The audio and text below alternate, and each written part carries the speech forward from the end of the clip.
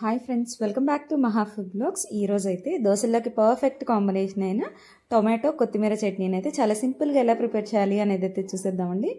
దోశతో తింటే అయితే టేస్ట్ అయితే సూపర్గా ఉంటుందండి. రైస్లో కూడా టేస్ట్ అయితే బాగానే ఉంటుంది. ఇప్పుడైతే ఎలా ప్రిపేర్ చేయాలి అనేది అయితే చూసేద్దాం. ముందుగా టమాటాలను అయితే మీడియం సైజ్ ముక్కలుగా అయితే కట్ చేసుకోవాలి. ఇప్పుడైతే ఒక బాణీని తీసుకొని అందులో ముందుగా టమాటాలను అయితే వేసుకోవాలి.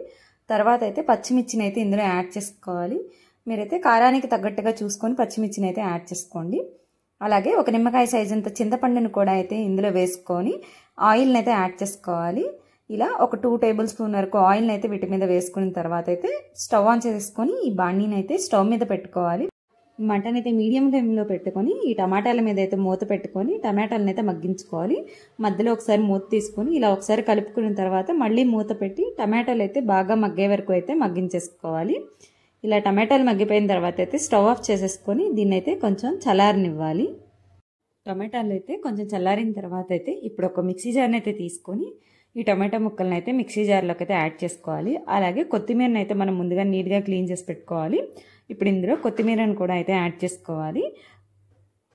ఒక 2-3 వెల్లుల్లి రెమ్మలను కూడా యాడ్ చేసుకోవాలి. అలాగే ఒక చిన్న ఉల్లిపాయను కూడా 4 ముక్కలుగా కట్ చేసేసుకొని ఉల్లిపాయ ముక్కలను కూడా ఇందులో వేసుకోవాలి.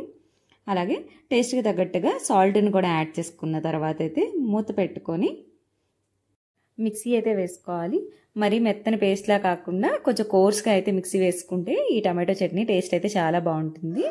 ఇలా మిక్సీ వేసేసుకున్న తర్వాత అయితే దీన్ని పక్కన పెట్టేసేసుకోవాలి. ఇంకా పోపు వేయాల్సిన అవసరం లేదు. ఇది ఇలాగే చాలా టేస్టీగా ఉంటుంది. నెక్స్ట్ అయితే ఇందులో కాంబినేషన్గా దోశలను అయితే వేసుకున్నాము. ఇప్పుడైతే క్రిస్పీగా దోశలను అయితే వేసేసుకుందాము. ఈ దోశలను అయితే ఒక ప్లేట్లోకి తీసేసుకొని ఇప్పుడు అందులో చట్నీని కూడా వేసేసుకొని 2 కాంబినేషన్తో తింటే టేస్ట్ అయితే సూపర్గా ఉంటుంది. మీరు కూడా తప్పకుండా ఒకసారి ఈ ప్రాసెస్లో ట్రై చేయండి. అలాగే మీకు ఎలా అనిపించింది అనేది మా కమెంట్స్ ద్వారా తెలియచేయండి. మా వీడియోస్ మీకు నచ్చినట్లయితే please like, share and subscribe to మహా ఫుడ్ బ్లాగ్స్.